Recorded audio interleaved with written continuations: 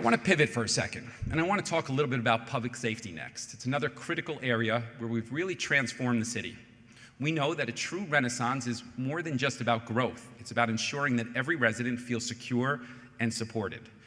A safer Jersey City is a stronger Jersey City, and that's why we've made public safety a top priority for our administration. When I first took office, violent crime was double the state average.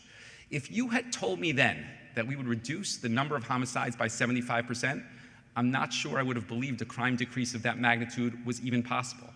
If you had said we'd achieve an entire summer with 0 homicides, I'd be hopeful, of course, but I'm not sure that I would have believed you.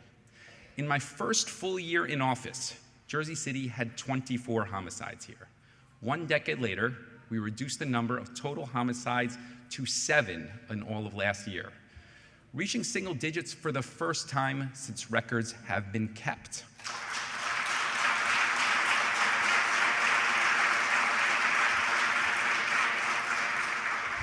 Now, it's not lost on me that progress is fragile, as just last night, we lost 3 people in a terrible domestic violence tragedy.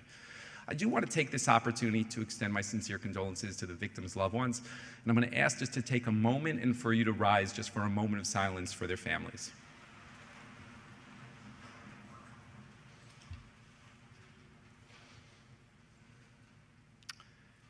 Thank you. Please be seated.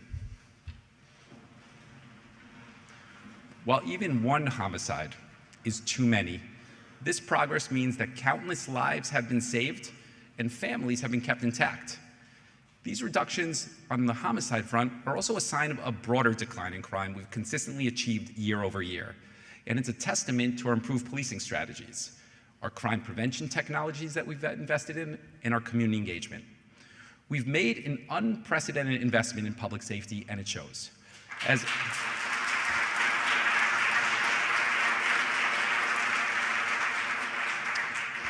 an administration, we've promoted and hired more police officers than any administration in Jersey City's history. And importantly, of the over 800 officers that we've hired, 3 out of every 4 are minorities. And I know we're in a federal administration era that criticizes a focus on diversity, but having a police department that reflects the diversity of the community it serves builds trust and inspires young children that they too can serve as a police officer. It makes a big difference, and you should all be very proud of that.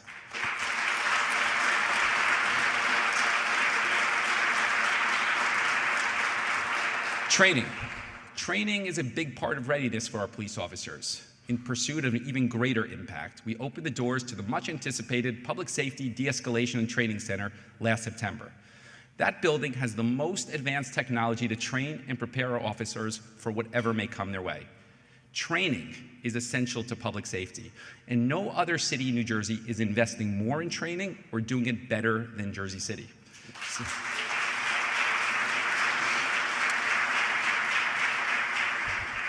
Sometimes people tell me that the crime decreases are from people being displaced, and I push back on that narrative. Last year, our officers recovered 240 illegal guns off our streets. It was actually an uptick from previous years, which tells us that the danger is still very, very real on our streets. It also underscores how the proactive approach to fighting crime is really making a difference. Part of our crime fighting strategy means significant investments in technology that have proved absolutely invaluable. When I was first elected in 2013, we inherited a camera system that didn't work. And we've since built it into a robust network with nearly 5,000 CCTV cameras targeting crime hotspots throughout Jersey City. And as a result, we found the cameras work to not only significantly reduce and deter crime, but also to identify, to arrest, and to prosecute more of our worst criminals. So from implementing body cameras to our police officers, to the CCTV cameras citywide, we're creating accountability with technology. We have built the necessary infrastructure here, and it is working. I want to take this opportunity in my last State of the City address. I want to ask our public safety leadership team to please stand so that I can thank you publicly. Director Jim Shea, Police Director Tawana Moody, Police Chief Bobby Kearns, and Greg Kearse.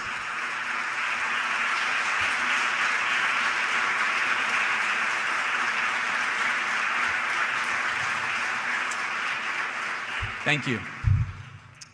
But the term public safety, it's a big umbrella. And it truthfully isn't just the men and women in uniform. It's really about community partnerships, and it's about the judicial process. Case in point, our highly successful community court. It is one of only 2 like it in the state of New Jersey practicing restorative justice to reduce crime and recidivism. Of the 1,300 participants we've helped in the past 6 years, 84% successfully completed the program, and only 4% have been rearrested. I want you to compare that to the national average of 70%. We've also grown the program to add a community outreach team, so to increase access to these services to people that need them most, including the victims. So with that, I'd like to take this opportunity to thank our esteemed municipal judges for their unwavering commitment to upholding justice. And I'm going to ask our 12 municipal judges to please stand.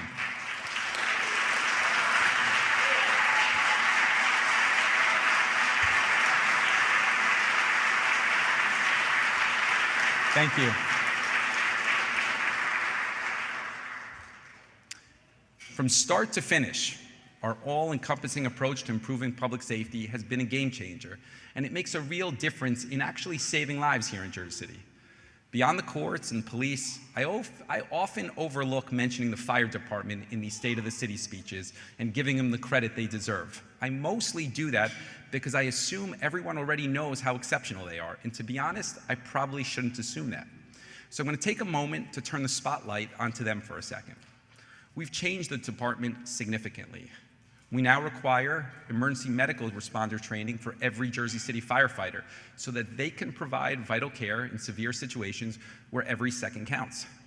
The Jersey City Fire Department responded to 20,000 emergency calls for service last year. That's a 50% increase in recent years. Just this month, the fire department has been deployed to 1,500 incidents, including 18 large working fires within buildings. Our fire department continues to set the standard for excellence in community safety, and let's please recognize them.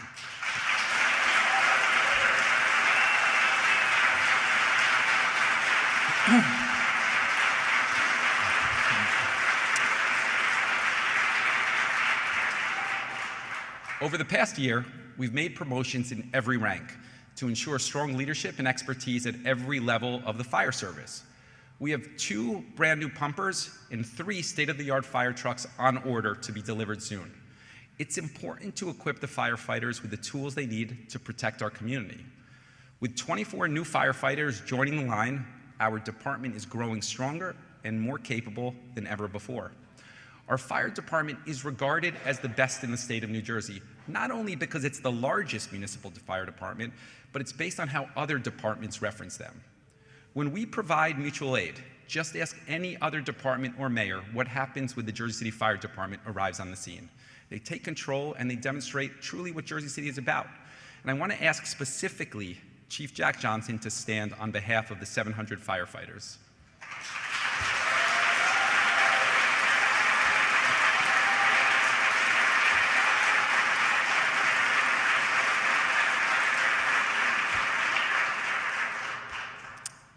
My final State of the City, so I take the liberty to say thank you to everybody.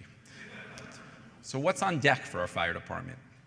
In March, the fire department will begin shipboard training in response to last year's devastating Newark port fire. We're also expanding our high-rise unit with a second high-rise fire pumper so that we can improve coverage for Journal Square and other areas of our growing city. These initiatives underscore our steadfast commitment to innovation, to readiness, and the safety of every Jersey City resident, and of course, every firefighter. In my final State of the City, I just want to say thank you to those 700 firefighters, and that I appreciate you. You really epitomize the grit, the tenacity, and dedication that make Jersey City special, and I want to say thank you.